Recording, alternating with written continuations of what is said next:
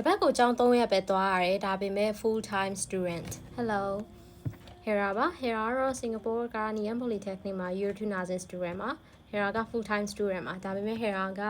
တပတ်ကိုဒီ semester မှာကျောင်း3ရက်ပဲသွားရပါတယ်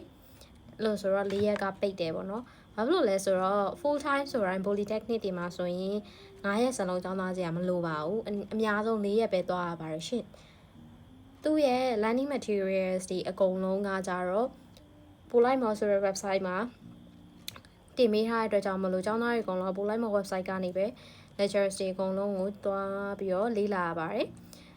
lectures တွေပဲလားဆိုတော့မဟုတ်ပါဘူးအဲ့ဒီပိုလိုက်မော်မှာဆိုရင် announcement တွေအကုန်လုံးတင်ထားပါတယ်ပြီးတော့ summer result တွေ test result တွေပြီးတော့ summer စစ်တာစအဲ့ဒီပိုလိုက်မော်ကနေပဲစစ်ကြတာပါဒါပေမဲ့လို့စာရွက်နဲ့စစ်တဲ့ exam တွေလည်းရှိပါတယ်ဒါဆိုရင်ငါစာအုပ်ပဲကင်မှာပိုလိုက်မော်ကြီးမတုံးချင်ဘူးဆိုတော့ရလားဆိုတော့လည်းမရပါဘူးမဖြစ်မနေတာသုံးရမှာပါစာအုပ်က reference အနေနဲ့ပဲသုံးတဲ့သဘောပါရှင့်ဒါဆိုအကုန်လုံးရှိနေပြီပဲဘာလို့ကျောင်းသားနေအောင်မလဲဆိုတော့ကျောင်းသားရဲဆိုတာက tutorial အတန်းရယ်ပြီးတော့ Hera တို့နာစင်မှာဆိုရင်တော့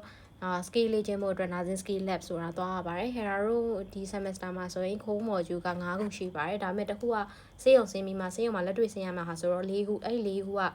ပေါင်းလိုက်မယ်ဆိုရင်စာသင်ချိန်ကတစ်ပတ်မှာ tutorial အတန်းအနေနဲ့ကျောင်းကိုသွားရတဲ့အချိန်ကတစ်ပတ်မှာ14နာရီပဲရှိပါတယ်သူများရဲ့လိုမျိုး Hera တိသလောက်ကတော့ university တွေဆိုရင်မနေ့7နာရီကနေညတော့ညနေဘယ်လောက်အဲ့လိုအချိန်ကြီးရှိရလို့သိရပါတယ်မြန်မာနိုင်ငံမှာဆိုရင်ဒါမဲ့ဒီမှာကျတော့အဲ့လိုမဟုတ်ဘဲနဲ့သူကသူကျောင်း tutorial ရှိတဲ့အချိန်ကိုပဲသွားလိုက်ရုံပါပဲဒါပေမဲ့အားရ4ရက်မှာတော့ Hera ကသူ့ရဲ့တင်ထားတဲ့ learning materials တွေလောက်ဆရာရှိတာအကုန်လုံးပြီးတော့ tutorial worksheet တွေရောပါရောအတန်းမသွားခင်မှာ submit လုပ်ပေးရပါတယ်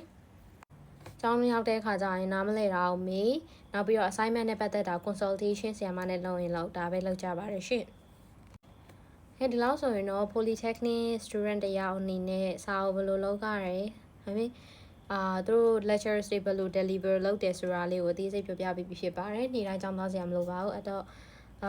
O level အောင်ထားတဲ့ကလေးတွေနဲ့ Polytechnic join ကြပါလို့တက်တာ